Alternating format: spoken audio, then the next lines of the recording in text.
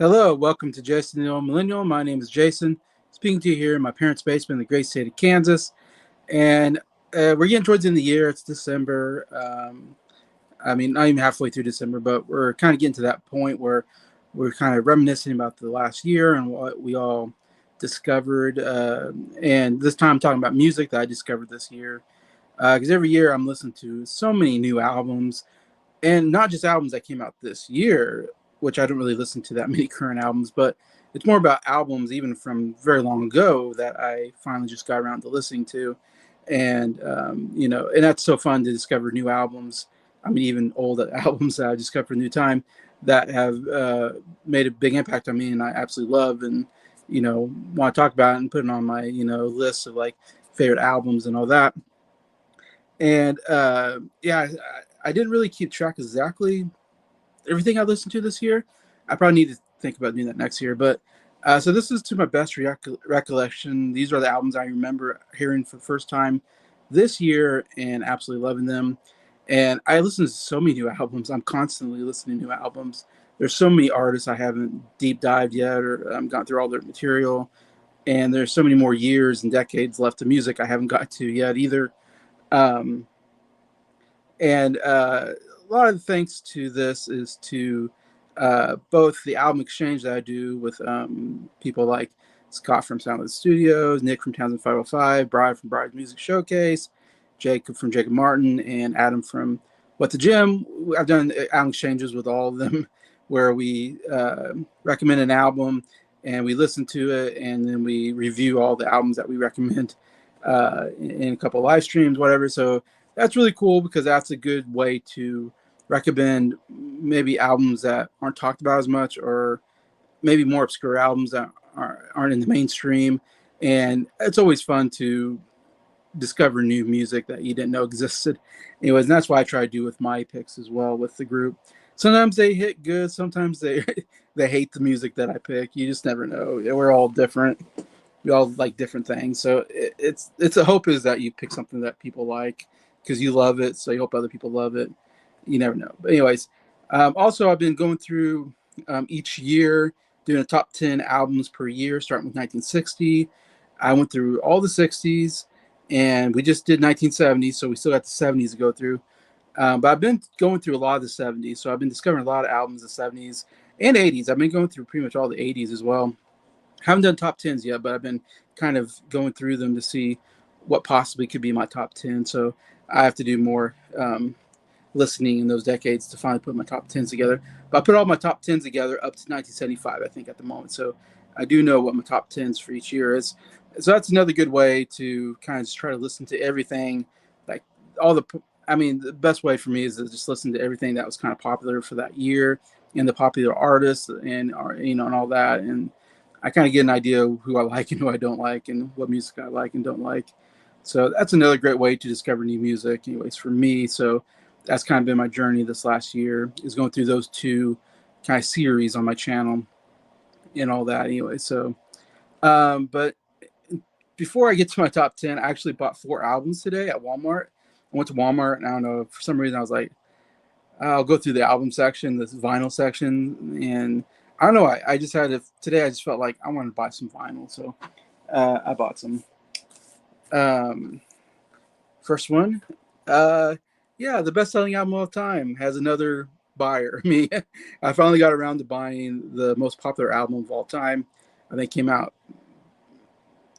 I don't know. It came out in '83, the year I was born, or '82, somewhere around there. Huge bestseller album. Michael Jackson's, you know, biggest album he's ever come out with. Just a pop culture, phenomenon of an album. And also won album of the year, but not for the year it came out. I think for another year it won album of the year. I believe what's his name?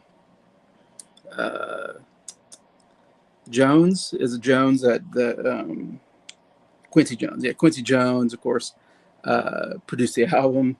Um, this is one that I wasn't sure if I was ever going to buy. I'm not the biggest Michael Jackson fan necessarily, and I've been hesitant, reluctant to even try to get into his music. It's funny, I actually was a big fan of Michael Jackson when I was a little kid. I can actually remember in maybe early '90s or something like that when I first kind of discovered music, and I saw Michael Jackson like singing like Billie Jean and doing the moonwalk, and I thought that was the coolest thing I've ever saw. I was like, how does he walk backwards? That is so cool. Just like everybody else, I was amazed and I loved it. And I really actually really enjoyed his music. I remember that I watched the Super Bowl halftime show where he did it. And I thought it was amazing. That was like the best Super Bowl halftime show I think ever. Probably never be beaten. I mean, he was definitely still at the height of his, popular. He was the king of pop. Everybody said he's king of pop. I know his like concerts were like sold out. I mean, he was just selling out everywhere. His albums were making money. So actually, it was kind of enjoyable. I think because he was entertaining to watch because he had some dance moves along with the pop. He's king of pop. He's mixture of pop and R&B and rock music. I would say, and yeah, but then of course later on, you kind of find out that something's wrong with Michael. He's definitely weird, strange habits, and the big thing is his love to hang out with kids, little kids. He loves hanging out with little kids, and that became very creepy. And I was like, why is he hanging out with all these little kids? I don't think I thought much of it as a kid until I got to be an adult, and then I was like, okay, that's not right. You shouldn't be an adult. You don't want to be any adult that wants to hang out with kids. Something's wrong with them, and we all should be looking at them, with trepidation, whatever. And then there's been lots of people coming out that he sexually molested kids and all this. And they even did a documentary, I think, and that's what really turned me off of ever even trying to listen to Michael Jackson. They did this documentary about some something about the Neverland Ranch, his house. This is after he died. They made this documentary where they had some people that claimed that he, sexually molested them and all this. So it was very much out there, and so it's been a very tough subject for me to go. I don't think I can support somebody that possibly is a pedophile. So that's why I kept away from Michael Jackson for my whole adult life.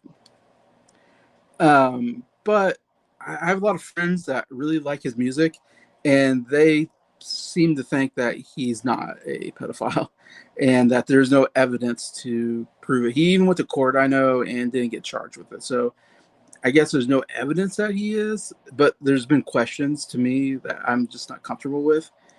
But after talking to some friends, like Jacob Martin's a big Michael Jackson, and Jacob Martin say, he's going to be a pastor. He's in ministry. He's a good Christian man, and he supports Michael Jackson in a sense that he likes his music a lot, and the other stuff doesn't deter him. So I kind of come around to maybe accepting Michael Jackson's music. I still don't know about him personally. I still have some weird things there about him, but I've kind of come around to maybe listen to his music again. Again, I bought the album finally. I see it at Walmart all the time. I mean, everywhere you go, obviously, it's such a popular album. It just seems like when I saw it today, I was like, it's just one of those albums I feel like I need in my collection. Everybody has this album. Obviously, it's the most sold album of all time. So it just felt like I should put this in the album. Do you like, there he is with a baby tiger. Kind of I wish there was like a cooler cover here. It's not much of a cover to me, but this is just a plain black disc on this one. But you can't deny these are some really good songs on here. I'm gonna have to, again, when I listen to this, I have to think about what I think about Michael Jackson. Obviously, what's crazy, I was looking through this. I mean, in the middle of this album, you got Thriller, Beat It, Billie Jean, Human Nature. I mean, those are the four best songs, in my opinion, on the album, and four of probably Michael Jackson's best music. Come right in a row, right in the middle. Boom, boom, boom. I mean, huge hits. I've always been a big fan of Billie Jean, and Human Nature is probably my favorite song. I think the melody is so good in the chorus and everything. And Thriller is such a fun song, and Beat It, so iconic anyway. So yeah, there's some amazing stuff here. I have to go through it again. I've heard this album before. I know it's been a while, but I'll be interested in go through it again and try to think about it without thinking about how weird Michael Jackson is. All right. I love Christmas albums. Had to pick up this when I saw it. It's called One Wish, the holiday album, Whitney Houston. Whitney Houston, one of the greatest singers of all time. So I felt like when I saw this, I was like, I love buying new Christmas music. I haven't bought any Christmas music so far this year, I don't think. So I saw this, like, yeah, I gotta buy it. I mean, I have never heard it, but it's gotta be great because I think the best Christmas music is the best singers. Like I love Celine Dion's, I love Carrie Underwood's, I love Kelly Clarkson's got a great album. Uh, Josh Groban. I mean, great singers make for great Christmas albums, especially female singers. Um, we got a nice little fire there, and we got a clear disc for this one. Kind of, or it's maybe more white. I guess it's more white. Yeah, we got a white disc, so it goes with it's supposed to go with the Christmas theme. I kind of like that with Christmas albums when you have like a green or a red or a white disc. Gives you that Christmas feel when it's spinning around. So excited to hear this album. See if it'll get into my top 10 favorite Christmas albums in the future, maybe. And then I got Bruno Mars. What is it? This called 14K Magic, I think, is the name of the album. I forget now because it's got Roman numerals on there, so I had to read the 24. Sorry, I can't read Roman numerals. 24K Magic, yeah, is the name of the album. This is his third album, and it's funny. I never thought of myself as a Bruno Mars fan necessarily. I do like some of his music, his big hits, and all that. But one of our album exchanges actually was Breyer brought an album of his. I actually have it. What's it called? Something jukebox. Now I'm forgetting, unorthodox jukebox, something like that. And that was an album that he put on the album exchange. That's the first album I heard of Bruno Mars, really, and maybe the second one. Actually, I think I heard this one before, to be honest. But I remember I was listening to the album, and overall, I thought, man, I really like Bruno Mars's voice. I really love the style of voice he has. I love some of his music's got a little bit of a retro feel to it that I really enjoy. I did like a lot of the album. I think I gave it like an 8 out of 10 because there were a couple songs I really did not like on the album, but there's some really great stuff on that album too, and I really love his voice. Overall, I kind of really enjoyed getting into Bruno Mars a little bit. Um, and then I went to Walmart and I saw I saw the album, so I bought the album after I listened to it on Spotify. And then I was at Walmart again, and he had the first album there, so I bought the first album as well because I think Jukebox One was the second album. So I bought the first album, something in Hooligans. I forget something. Anyway, so I bought the first album because I was like, well, I already got the second album. I might as well buy the first album, and I knew that had some good stuff on it too. And then today I saw this, and I was like, I have to complete the trilogy because I think he only has 3 albums, and this is his third album, and it actually won Grammy Album of the Year. So here I just bought 2 Grammy Album of the Year winners actually. And I thought the other 2 were pretty good. I have heard this one before because I've heard all the Grammy Album of the Years. I kind of went through all that last year or two. And I remember thinking this was pretty good. I actually thought it was one of the better albums that won Grammy Album of the Year because there's been a lot of bad ones. But overall, I thought this was pretty good. So I like the fact that I bought all 3 Bruno Mars albums on vinyl at Walmart. They had all of them, I guess. And so I just like the idea that I completed this trilogy of albums that he put out. Trying to think. I don't even remember a lot of the music here. I have to listen again. I'm trying to think. What was the big song? That's What I Like. Straight Up and Down. I don't even remember if any of these were hit songs. Surely one of these was like a hit song for him. Anyways, so I have to listen to it to really. Again, not the best album cover. I think the other 2 albums have better album covers. It's him in like these silk pajama type things, looking cool, I guess. And then we got him again. I like this. Thank you for buying my album. is the middle part, which is kind of funny. I believe this is a color disc. I haven't looked at the disc yet, so.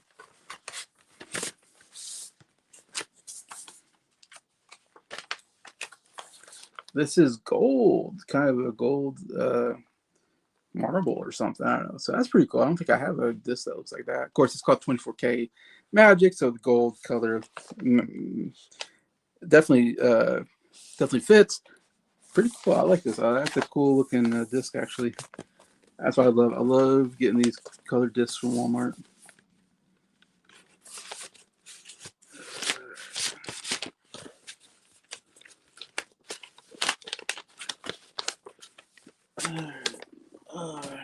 Last album, I just had to get this when I saw it, and this is one I've been wanting to get for a while.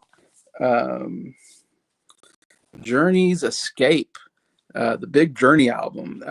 Actually, we talked about it because we're going through the top 100 albums for the Music Junkies group, and this made it in top 20. So a lot of us in the group really love this album. I haven't listened to all of Journey's albums, but the ones I've heard, this is definitely the best one. And I remember as soon as I heard it, I was like, yeah, this is a 10 out of 10 album. This made my top 100 favorite albums right away. Definitely must buy album. Like when I saw it, I was like, yeah, I got to get this album. It has to be in my collection. It's so good. I mean, you got Don't Stop Believing, maybe definitely one of the most well-known played songs from Journey. Great opener, and then the closer is Open Arms, one of their greatest ballads. So man, this is one of the best opener closes that I've ever seen. Who's Crying Now is also an amazing song here as well. But yeah, really great album from Journey. So happy I got that. I usually don't buy 4 albums at once because that's a lot of money, but I don't know. I was just feeling this is one of those days I really felt like splurging, I guess, on vinyl. And this is the clear one. I knew I got it clear. So got the clear. It's kind of cool. There's the middle part's pretty cool. Yeah, so I got clear album here, gold for Bruno Mars, and white album for Whitney Houston, and then Thriller is just a normal black album. Disc. All right, sorry. So I spent a little time talking about those 4 because I just bought them. I always like talking about new albums I buy. But all right, getting to where I'm doing this video. 10 albums I discovered this year for me. Number 10, kind of a surprise one. I was not expecting to like this so much, but it made it to my top 10, and that is Sabbath, Bloody Sabbath by Black Sabbath. Yeah, I never thought of myself as a person who would like Black Sabbath. They don't seem like my type of music. They're kind of the start of the heavy metal style, I guess, and they're kind of the godfathers of heavy metal and rock and music. And I think everybody that's into heavy metal, rock and roll, they all are influenced by Black Sabbath, obviously. I have been going through some Black Sabbath this last year. I'm trying to get into them a little bit because my friends are really, mostly Briar and Nick are really big on Black Sabbath. They did a whole series on Nick's channel, I believe, a year or 2 ago. And so I've been hearing them talk about Black Sabbath a lot. So I was like, I've always not wanted to hear them because Ozzy Osbourne was always kind of seen as this satanic person. That's the way, when you grow up in a Christian household, there's certain groups and people that, your parents tell you don't listen to this person or don't have nothing to do with this band. They're satanic, and Black Sabbath and Ozzy Osbourne is definitely one of those where it's like, I was taught by my parents not to ever listen to it. So they'd be disappointed knowing that I'm listening to Black Sabbath, but again, Jacob Martin listens to him too, and he likes some of their stuff. So it can't be the worst thing in the world. Actually, I've heard a couple of their albums before this, and a couple I don't like at all. A couple I've been liking. Volume 4 I've really liked. I thought it was a good album. And Heaven and Hell, I think, is the other one I've enjoyed quite a bit. So getting the Bloody Sabbath has been my favorite, actually, of all 4 or 5 albums I've heard so far. This has been my favorite album so far. It's a really good rock album. I'm not a heavy metal guy or a big hard rock guy, but I thought this was just a really solid rock album overall. The opening song, the song of the self-titled, not self-titled, the song that the album's called, Sabbath Bloody Sabbath, is a really great rock song. Hits you with that really good rock riff. I really like Ozzy Osbourne's rock vocals, are really good. I think he does have a unique voice, so I do like some of the stuff. Some stuff I don't like, some I do, but this really was great. I thought that's been my favorite song on the album. Definitely one of my favorite Black Sabbath songs I've heard so far. And yeah, I don't know what to say about the other music. It's just really good rock music, great rock riffs, and Ozzy just really doing a great job. I will say I do like Fluff a lot, which I was not expecting either. That was a real surprise because it's an instrumental, and you think, oh, Black Sabbath instrumental. I'm not a fan of instrumentals. Usually I hate when they put instrumentals on albums, but this was one of the few times where it's like that instrumental was maybe the best instrumental I've ever heard. It might be my favorite instrumental of all time. And I say that because you think it's going to be this heavy metal, rock, like what Rush would do on their albums. YYZ, whatever.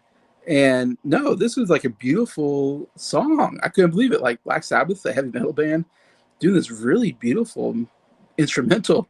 It's amazing. I was like, wow, the musicianship obviously is really good. Didn't know they had this in them. So yeah, I thought Fluff was a really good instrumental. Anyways, overall, yeah, a really good album. I give like a 9 out of 10. Someday I'll do a Black Sabbath probably series where I deep dive and talk about them more. Anyways, but yeah, so they make it into my top 10. Number 10. Number 9, we got American Woman by the Guess Who. And this one's like, I knew about the Guess Who. I always thought I knew their hit songs, obviously. And I love Bert Cummings, I think his name is, lead singer. Such an amazing vocalist. I love his voice. And they're somewhat of an underrated band. I don't think they're in the Rock and Roll Hall of Fame, which is crazy. And they got a lot of good hits. My favorite is what's called These Eyes. Is a great song. Of course, American Woman's a big number that everybody knows. And they got a lot of big hits. One of Canadians, best bands that have come out of Canada. But yeah, I haven't actually listened to this album really until this last year for two reasons. One was going through, we did our 1970, and this made it into my top 10 albums of 1970. I forget if it made it like number 9 or 8, I think maybe 9 on my list of my top 10 favorite albums of 1970. And also it was an album exchange from Scott from Sound Love Studios. Actually, he really loves this album, and he put it on our album exchange. So I actually heard it twice, kind of for two different reasons, for my top 10 albums of 1970 and also for the album exchange. And yeah, this is a really great rock album, again, from the Guess Who. Obviously, this titled song is, that bum bum bum da da da da da dun dun dun dun dun dun dun. Great opening riff to start that song. And Bert Cummings just screeching that American Woman. Yeah, great song. My favorite song is probably No Time. That's a great song. They had 3 big hits on this album, but American Woman, but No Time is a great song, one of my favorite from them. And No Sugar Tonight is another great big hit. So 3 really great big hits, but their deep cuts are also really good. Talisman is kind of a slower song that's actually really good as well.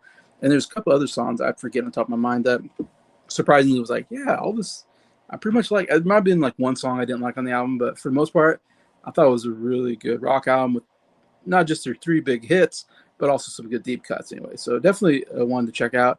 Again, I give this like a 9 out of 10 overall. American Woman, number 9 on my list here. Number 8, I actually have this album. I bought this album after I heard it.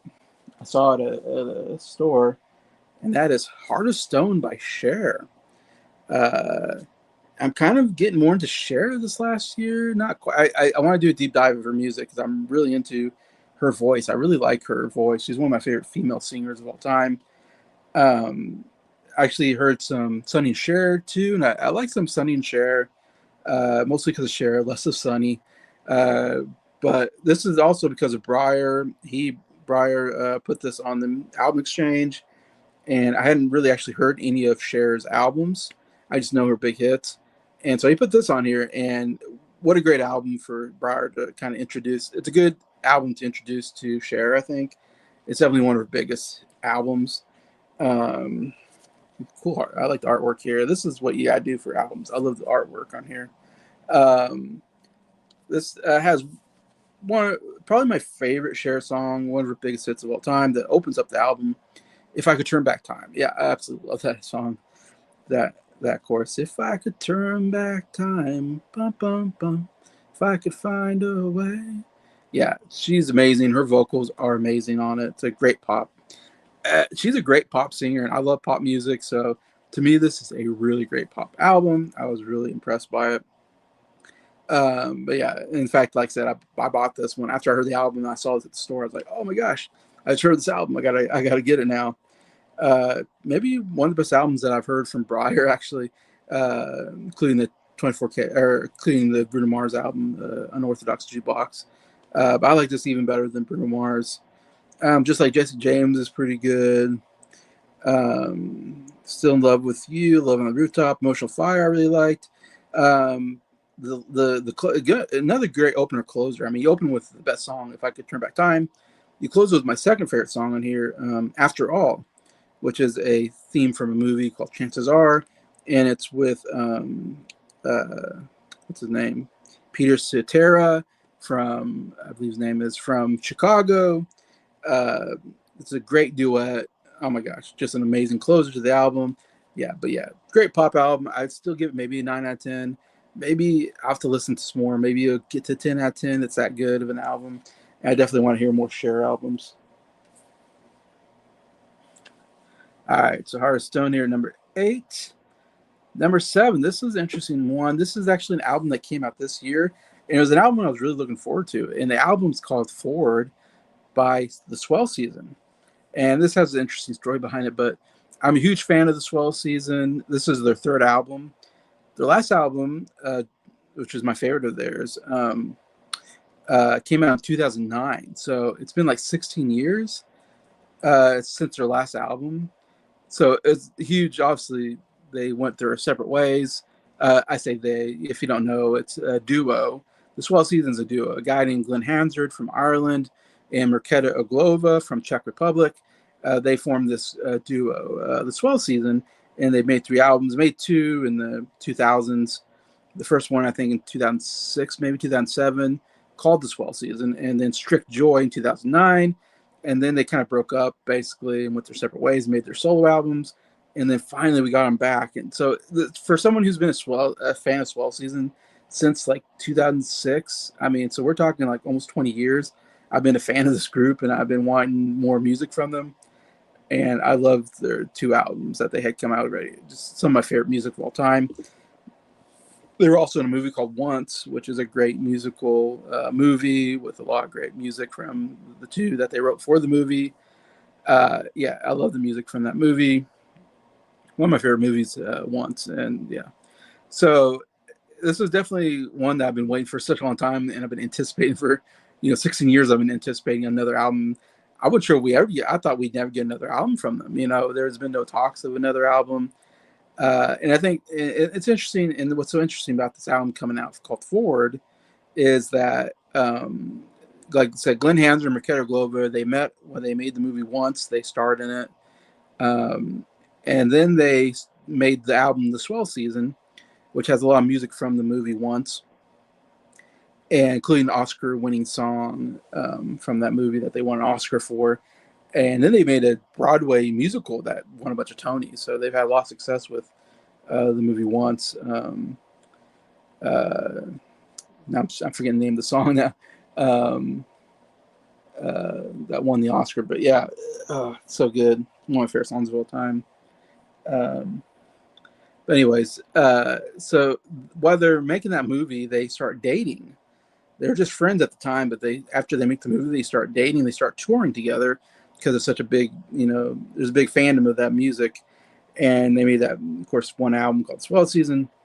And so they kind of start dating. And so they date while they are going on this tour of this movie, winning the Oscar. I mean, it's just an incredible year for them, for both of them, because they weren't really not known at all in America. They're kind of 2 nobodies that then all of a sudden got swept up in this huge movie, and their music really hit a chord with people like me and all that anyways. And so that it kind of made them famous. And so then they're dating, and then they start making the album Strict Joy. But by the time they make the album Strict Joy, they actually end up breaking up. I think all the success and touring kind of was too much stress on their relationship. And so unfortunately, it's I think it's really interesting when you listen to The Swell Season is the album where they're falling in love. Strict Joy is the album where they're falling apart. But it's a great album. It's got a lot of sad stuff in it, I think, because of that. But it's really great at the same time. But yeah, amazing album. Falling Slowly. That's the name of the song that won the Oscar for Best Song. Anyways, great song. So after they broke up, they both...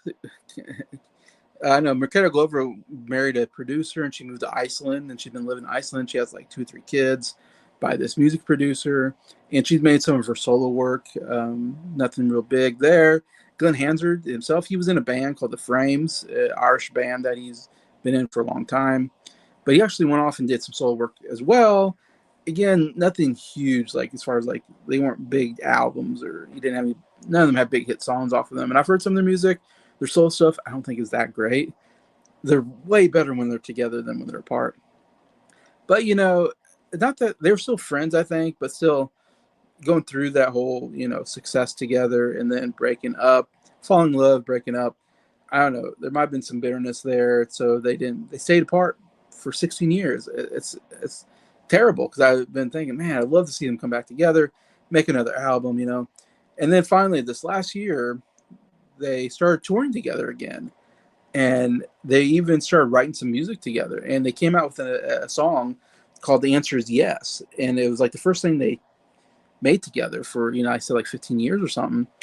And it's an amazing song. You go on YouTube and listen to the song called "The Answer Is Yes." Oh, it's so good. I remember hearing it going, yes, I've been waiting for them to collaborate again, and this song is amazing. Like, it's one of their best songs. And I thought, man, when I heard them coming out with the new song and the new music video on YouTube, I thought, I got a feeling there's gonna be an album coming out, because now they're touring together. They wrote a song together. I'm like, surely they're in the music studio working on an album together. I just knew it was coming. I was so excited, so happy. I talked about quite a bit on my channel how happy I am, excited that I hope there's a new album coming out. I kept saying, I really hope there's a new album coming out, new album coming out, new album coming out. And what happens? They finally said, yep, new album coming out. I think this last July, 2025. I think in July, new album called Forward that's coming out. And man, when they told that, I was like, oh my gosh. And they're going to tour again. They're going on a tour this last year, and I was like, oh my gosh. I'm definitely going to listen to the album on Spotify when it comes out. And I don't have it on CDs or anything, but I definitely need to get the album at some point too, because I have the other two already on CD, and I have the one soundtrack on CD as well. So yeah, so man, looking forward. It's definitely like every month I'm like, oh man, 3 more months or 2 more months, 1 more month until their album comes out. And oh my gosh, I'm so excited for it. In fact, to the point that I actually bought tickets to see them in Kansas City, because they were coming to Kansas City on their tour. And I was so excited, like maybe 5 minutes before, as soon as they were available, I bought a ticket to go see them in Kansas City. And I was so excited, like, oh my gosh, I've been waiting so long to see them live. And I thought this would be so amazing. I've always wanted to see them live. Definitely a bucket list thing. Like, oh, I'd love to see the Swell season live and all this. So I bought the tickets way in advance, because the concert was like maybe in September or something like that. Early September was when the concert was, and I bought it like earlier in the year. And then of course, my life kind of fell apart. My wife left me. I ended up leaving because I was living in Leavenworth, close to Kansas City. So that's why I bought the tickets. Cause I was like, well, I'm only like 45 minutes away from Kansas City. I can drive and see the concert and come back home, and I don't have to worry about work or anything. It all lined up perfectly. And then when the whole thing happened with my wife, I then moved to my parents' house, 3 hours south of Leavenworth. So now I'm 3 hours away from Kansas City, and I ended up not going. And man, I'm so bummed out that I missed out on the opportunity to actually see this band or this group live, this duo that I've been loving for almost 20 years now. And so, man, it's a bummer. I just couldn't do it. It would be too much to try to drive 3 hours there. And I work in the mornings, and I work 5 days a week now. And so I just don't have time. I started a new job. I didn't want to ask, hey, can I have this day off to go to a concert when I just started like a couple weeks, into the new job. So it just didn't work out. So I didn't get to see this band anyways, this duo. Anyways, sorry, that's a long story to talk about just how much excitement I had for this. So this came out, and they had some of the songs actually came out before that I listened to on Spotify. And listen to the album. It's a good album, but it's not as great as I was hoping. I won't say I'm disappointed, but I would say it's definitely the weakest of the 3 albums, I think. Like the other 2 albums, I'd give 10 out of 10s. This one, I would give a 9 out of 10. I'm still thinking it's a really good album. It's still got some really good stuff on it. A couple of disappointments I have for it is, one, there's only 8 songs on the album, which I'm thinking, man, it's been 16 years, and all you can do is come out with 8 songs for your new album, for your fans. Like, I want a 12, at least 12 song album out of you two. I've been waiting this long for it. So I'm a little disappointed that there's only 8 songs. Second thing is the song Answer Is Yes is not on the album. Why didn't they not put that song on the album? That's such a great song. It's one of the best songs. It would be one of the best songs, if not the best song on the album.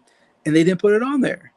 I'm miffed that they took out one of their best songs that they just recently wrote. Why would you not put that song in there? What's the purpose of that? I don't get what's going on there. So they missed out on one of their best songs in only 8 songs. Anyways, what I say about the album is it's got some 3 really amazing songs on it, which I forgot. I think I forgot to write. I don't think I wrote them down. Um, but Stuck in Reverse is one of the best songs I ever wrote. It's a Glenn Hansard song, piano piece, kind of ballad type song. It's kind of a sad song, which again, what I love about the album is like I said, it's like the first album, The Swell Season, is The Swell Season. Sorry, Glenn and Marquetta falling in love. Shook Joy is them falling out of love. And then this song is them coming back together after being gone for so long. And so it's like 2 ex-lovers being friends again, I guess, if that makes sense. And there's still some heartache in there. But the album's called Forward because you're moving forward. You're trying not to live in the past. You're trying to move forward. And we really get that in the song Stuck in Reverse. Stuck in Reverse is all about trying to move forward and not be stuck in the past. And that's the whole point of the song. And for me, that really, really speaks to me because my marriage fell apart. And so it's hard moving forward from it. It's been a terrible year for me, and so I really feel the lyrics. When I hear the lyrics, it's like I almost kind of, tear up when I hear the song. So wonderfully made and so heartbreaking because I live that song all the time. Is this, I wish we can, go back to the days before everything got bad. That's basically kind of the lyrics. And Glenn Hansard's voice is amazing. I love his vocals in here. He's always good at being vulnerable in songs and really feeling the heartache or whatever in the song. And he does a really good job in there. But I love how it's just his voice and a piano at the beginning. And then it kind of crescendos. Marquetta's voice comes in. He gets louder. He's almost kind of screaming towards the end, very passionate vocally. Yeah, it's just a very emotional song for me.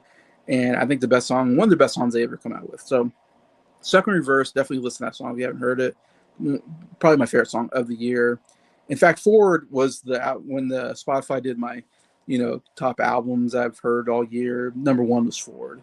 That was the album I heard the most because as soon as it came out, I just listened to it over and over and over again because I was so excited about the album coming out.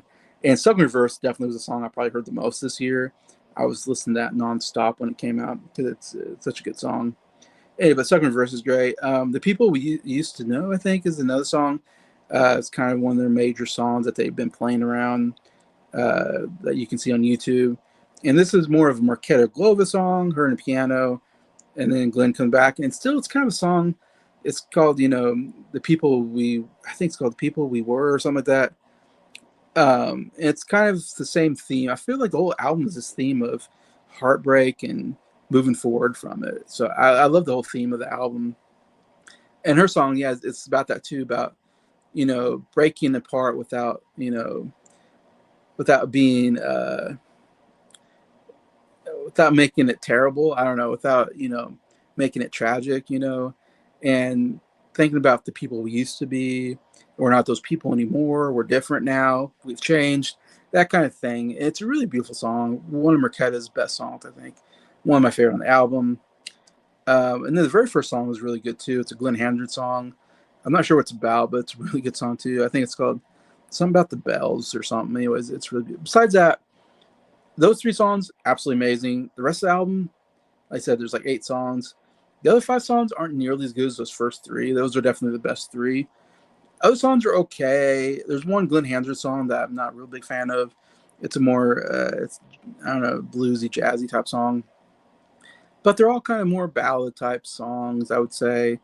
While some of their albums kind of mixed ballads and more upbeat pop songs, this one was more of a ballad heavy album for sure. So I don't know, it didn't quite have the variety and the brilliance of the other albums, but still, I said the top 3 songs are so good. I'm still giving it a 9 out of 10 as an album and have to recommend it. So I'm sorry, I've talked a lot about it because there's a lot going on with that album for me. So definitely a personal album for me. My favorite album of the year by far because I don't listen to many albums coming out in 2025. But yeah, again, I wish it could be higher. I wish, again, they made 12 songs. They would have put The Answer Is Yes in here. Maybe it could have gotten 10, but for what it is, it's still getting a 9 out of 10. And it's coming in at number 7 on my list.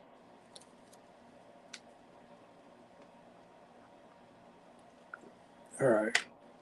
Number 6. This is another real surprise. I like this album way more, I think, than most people do. And it is Cold Spring Harbor by Billy Joel. And this is not considered one of his, in fact, it's probably considered one of his weakest albums. It's his debut album. And it's not really considered one of his great albums, like I said. Not one every time. Even Billy Joel doesn't like this album, I guess. So it's like people go, well, if Billy Joel doesn't like it, then it's not very good, whatever. But I'm like, he cannot like it and I can like it. I guess Billy Joel and me can have different points of view on that. But this is because on Scott's channel, we started this Billy Joel series, which has only gone through everything to Turnstiles, I think. And it's been a while since we've actually done a Billy Joel album because The Pretender's next, which would be great. But yeah, so this is definitely I haven't heard a lot of his early albums before, Billy Joel, especially this first one. And so I went into it not expecting it to be good because I knew like this was. And there's some problems like his voice is too high because the way they recorded it, the producer was an idiot, and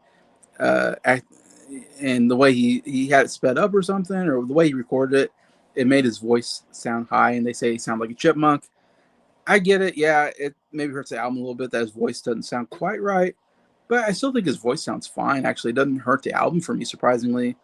But I know like Jacob Martin really does not like this album because of that, because of how weird the voice is, I guess.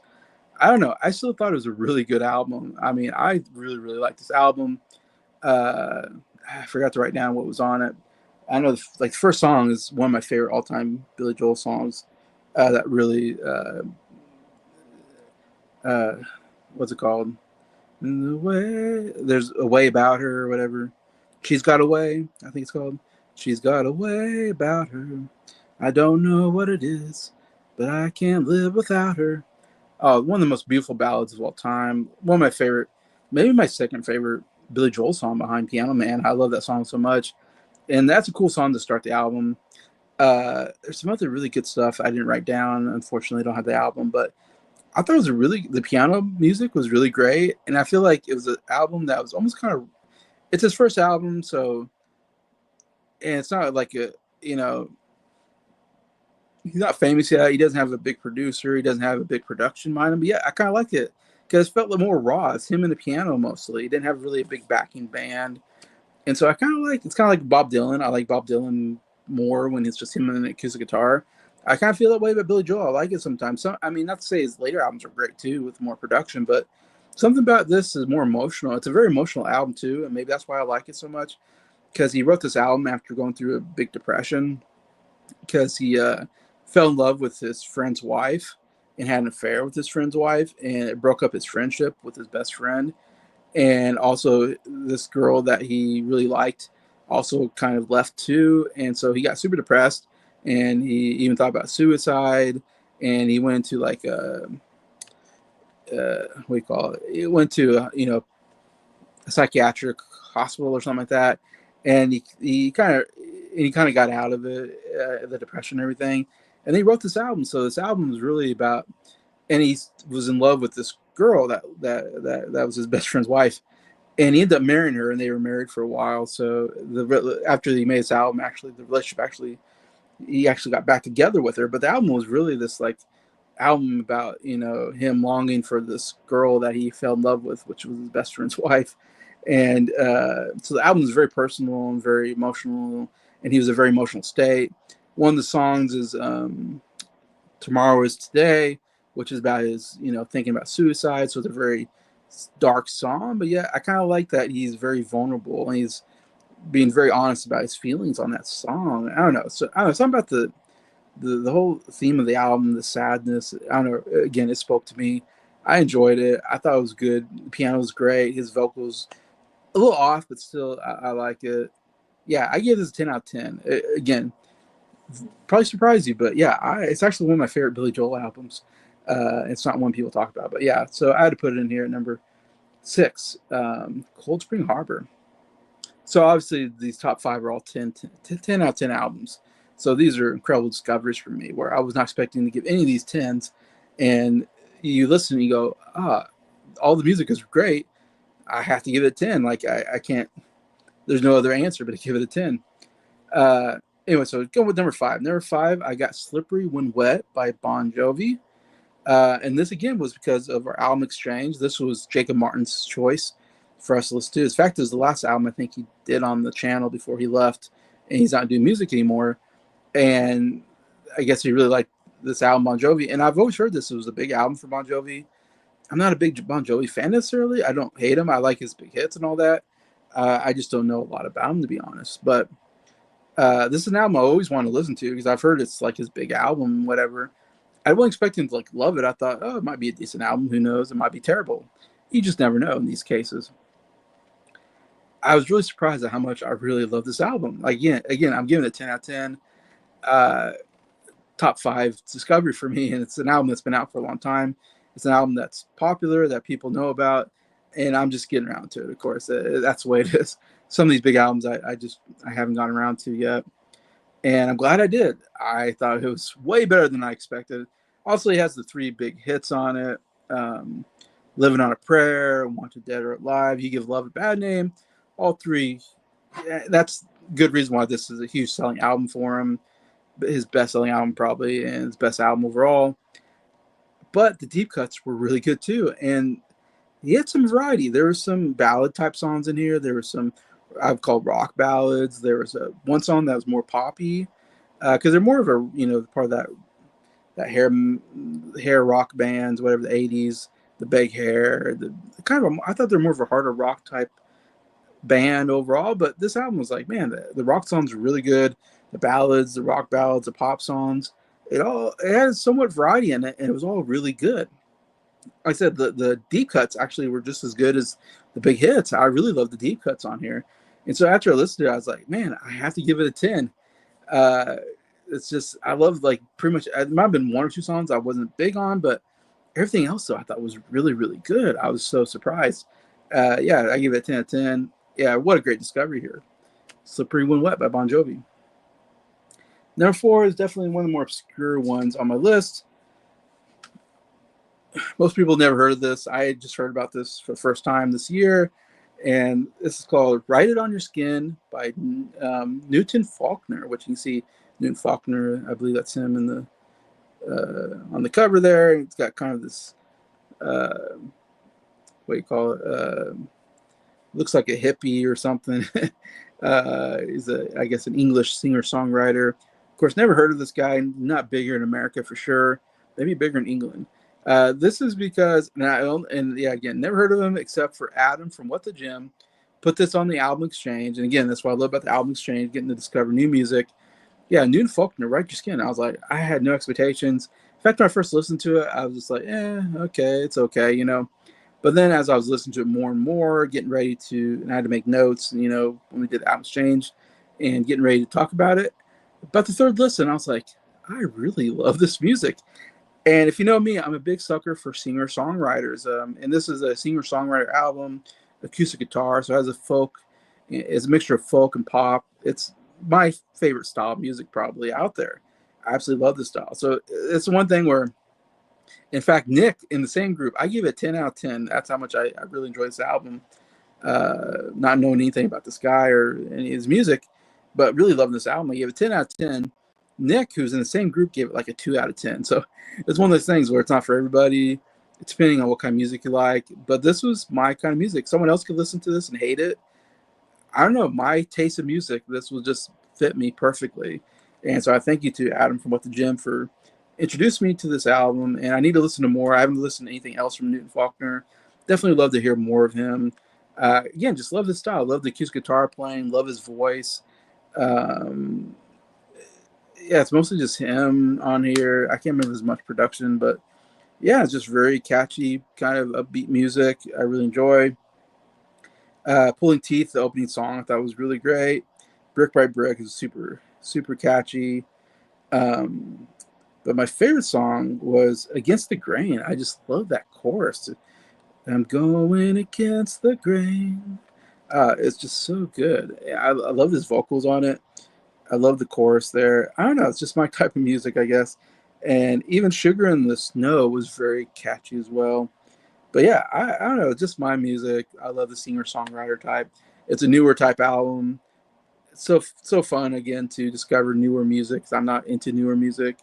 I can't remember when it came out, but it's somewhat newer, anyways. But yeah, so 2012. So I mean, it's not real new, but somewhat new for me. Yeah, so check it out. You might hate it, you might love it like me, but yeah, Write It On Your Skin by Newton Faulkner. What a cool discovery and cool new artist. Number three is definitely not a new artist. It's an artist I haven't really delved too much into. I'm starting to delve more into. But the album is called Gorilla by James Taylor. Obviously, James Taylor, again, we're talking singer songwriters. Here's another singer songwriter album by one of the greatest singer songwriters of all time, James Taylor. I've always liked James Taylor. I can't say I'm like the biggest fan. Like, I'm just now starting to delve into more of his albums. I bought one of his albums, Mudslide Slim and the Blue Horizon. It's a really good album.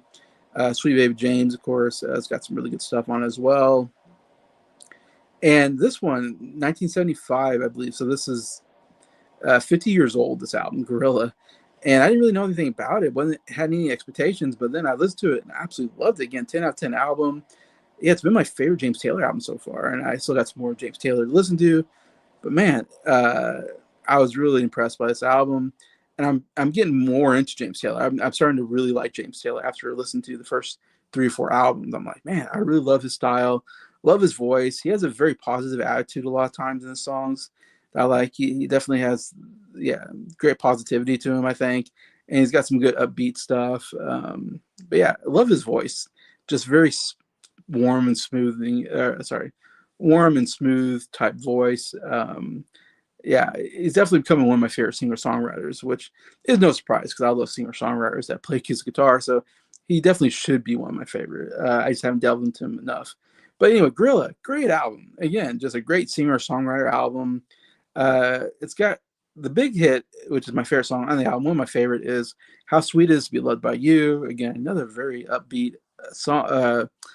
What's the word? It's upbeat, but it's very positive. I call it positive.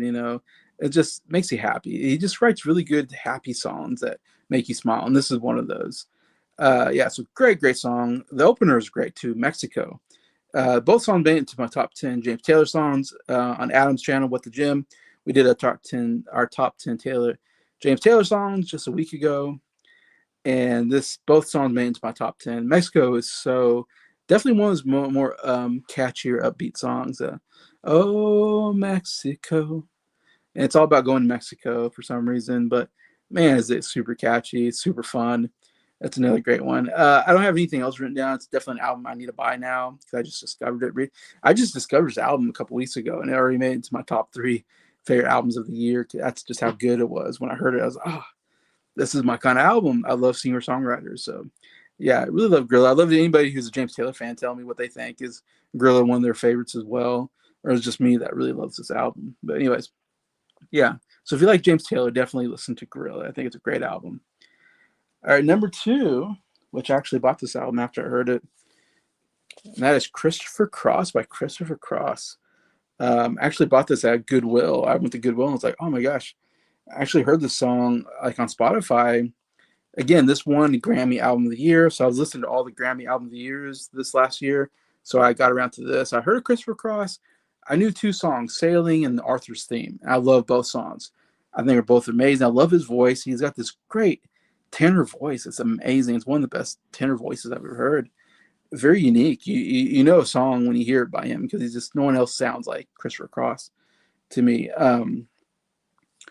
Yeah, so I love his voice, love his style. This is the best yacht rock album I've ever heard.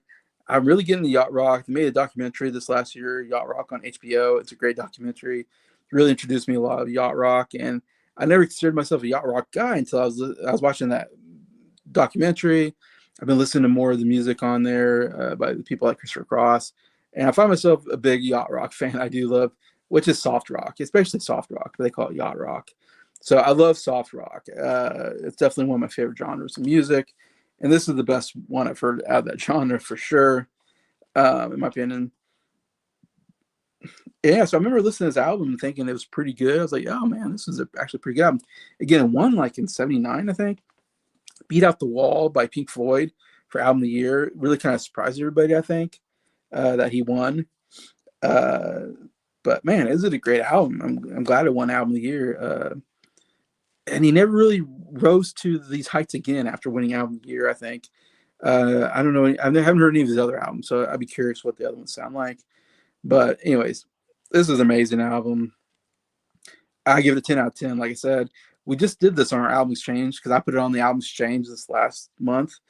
And I was listening to this album again to prepare. And after listening to it, I go, yeah, this is one of my favorite albums I've heard in a long time. And it's a 10 out of 10. It's number 2 on my list here. That's how much I love it. It's rose up to my second favorite album I've discovered this year. I definitely want to discover more Christopher Cross because I love this. I definitely want to discover more yacht rock music as well. But obviously, as I said, Sailing is my favorite song on here. It's my favorite song of his. Huge hit for him. One of the most relaxing songs of all time. You do want to go sailing and just relax when you hear the song. Ride Like the Wind was kind of a hit song for him. I really didn't know it that well, but it is a really good song too. I really like that song on here. It's a little more up, it's a little faster pace, upbeat song. It's good, but there's so much good stuff. I really don't know anymore is an amazing song. Michael McDonald singing with him, so it's a great kind of almost duet with two great yacht rock singers, Christopher Cross and Michael McDonald. Man, that chorus is so good. Never Be the Same is an amazing song as well. Great chorus. But yeah, everything is really great on here. It's just a really great sounding song. If you like soft rock, you gotta listen to this album. It is so good. And a couple big hits, and even the deep cuts are amazing. All right, so number 1, my favorite album that I heard this last year is another album exchange by Adam. So Adam really did a good job on the album exchange. Unfortunately, he left the album exchange after last month. But two of the albums that he put on there is in my top 10. And the number 1 is called Now and the Evermore by Colin Hay. And this is actually an album that's actually I'm getting for Christmas by somebody. They already told me they're buying this album for me, or I told them I wanted this album, so they said they'd buy it for me. So I'm very excited. I will get this in the mail at some point on CD.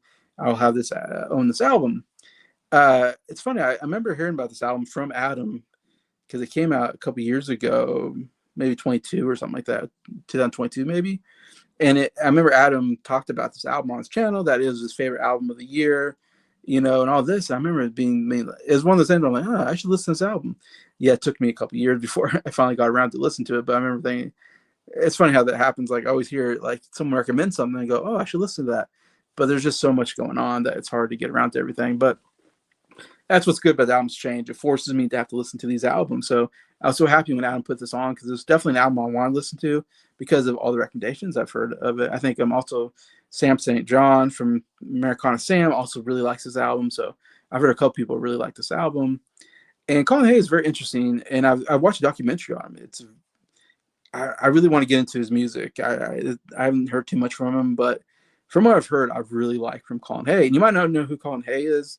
He's not a big name necessarily, but he's great. I mean, he's such an underrated musician, I think, and songwriter. Again, this is more of that singer-songwriter that I love so much.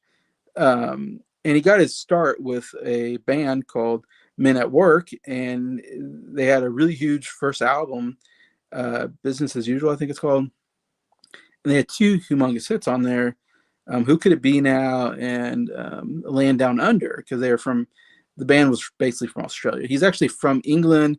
Their family moved to Australia, and then he started a band in Australia. So anyway, so the album was a huge hit for them. Then they made 2 more albums. Then the band broke up, and then he started solo work. And he hasn't had anything major necessarily, but just from this album, I can say he's really great. I love his voice. Love his acoustic guitar playing again. Love his really nice, catchy music. I don't know. It just again, he just has a very nice sounding voice that just makes you go, oh, I just love it. It's not powerful. It's not amazing like as far as his vocal range, but it's just very nice, easy listening type voice that I just cleaned on to right away. When I heard this album, first song, I'm like, man, I really like his voice. Really love his style of music. This folk pop style. Like again, I keep saying that I love this style, and just every song on this album is just super catchy. or there's some ballads, some more catchier pop songs, but it's like every song I was just really into, and I was like, I love every song on this album, and I was like, yeah, this is definitely the easiest 10 out of 10 I've ever given on Album Exchange. Like I said, it's my favorite album I've heard this year. It's definitely an album that's going to go high on my top 100 favorite albums list. And I'm so excited to get in the mail one of these days and listen to some more. I can't say enough how much I really like Colin Hay. I need to listen to more of his stuff. I actually heard Colin Hay before this because he toured with Ringo Starr for a while as part of the Ringo Starr All Star Band, and I saw Ringo All Star Band in concert. I think in 2018, 2019, somewhere in there, I went and saw Ringo. The only time I've seen Ringo in Kansas City, and I had no idea who Colin Hay was, and he was part of the band, except that he was part of Men at Work, and I knew two of their hit songs. And he played those two hit songs plus another song that was kind of a mild hit for him as well. It's a pretty good song as well. Um, Anyways, and I remember, yeah, Colin Hay came and he started talking about his songs. And the thing about Colin Hay is he was so funny. That's the thing that like really caught me, because each member of the band is from a band that made hits. Like the guitar player was Steve Lukather from Toto. The keyboard player played with Santana. There's a bass player that played with 10cc. So they all got to sing like three big hits from their previous bands. That's why it's called the All Star Band, because they're all from big bands that had hit songs. And yeah, Colin Hay was definitely. I love Toto. The Toto stuff was great. That was some of my favorite stuff. Besides Ringo, his big hits were great as well. But Colin Hay, I really was impressed by him. Not only did I really like, Who Can It Be Now, Land Down Under, two great songs from Men at Work. I did love that stuff, but I love Colin Hay because when he got to the mic and he got to do his songs, he told stories about the songs. His storytelling was really great. It was really, like I said, very funny. He seemed to have a very funny, out of all the people in the group, he had the best sense of humor, it felt like. And it was a joy getting to see Colin. That's the first time I ever saw Colin Hay, and I was like, oh man, I don't know. I never saw this Colin Hay. I never knew who Colin Hay was, but now I kind of like him. I kind of want to. And then when I heard that he had, he has a solo career, and Adam, I think, seen him in concert like twice, and he's talked about this album. I was like, Colin Hay solo album. I would like to hear that. And I'm sorry that it took so long for me to get around to it. I'm glad Adam finally got me to hear it, because then I heard it and I was like, oh my gosh, this album's so great. I absolutely love this album so much.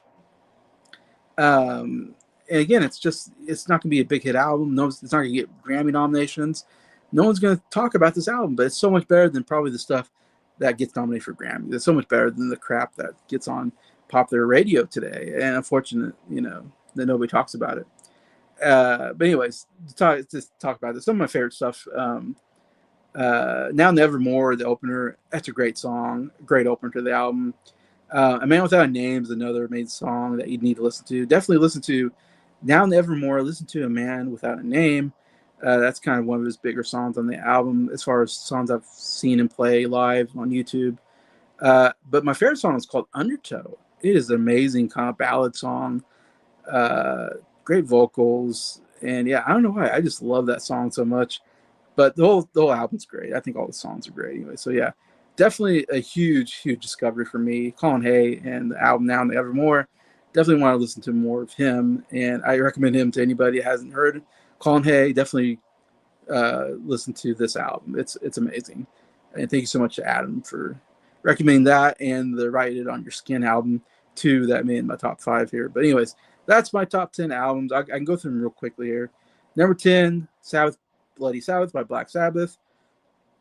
Number 9, American Woman by the Guess Who. Number 8, Heart of Stone by Cher. Number 7, Forward by the Swell Season. Number 6, Colton Harbor by Billy Joel. Number 5, Slippery When Wet by Bon Jovi. Number 4, Write It On Your Skin by Newton Faulkner. Number 3, Gorilla by James Taylor. Number 2, Christopher Cross by Christopher Cross. And number 1, Now and Evermore by Colin Hay. So, yeah, top 10 favorite albums I've heard this year for the first time. And hope some of you able to hear this video and get some good recommendations and all that. Please give your thoughts on any of these albums if you've heard them and you know about them. Love to read your thoughts on these. Anyway, besides that, thank you so much for watching this video. Thank you for liking it, and thank you to all my subscribers for supporting the channel. The year's almost over, and I'm to 384. Love to get to 400, at some point. But so happy for anybody that's listened to or watched my videos and subscribed or liked it. Really appreciate it. Anyways, besides that, have a great rest of the week. Weekend's coming, so have a good weekend. Have a good Christmas season, and I will talk to you later. Bye.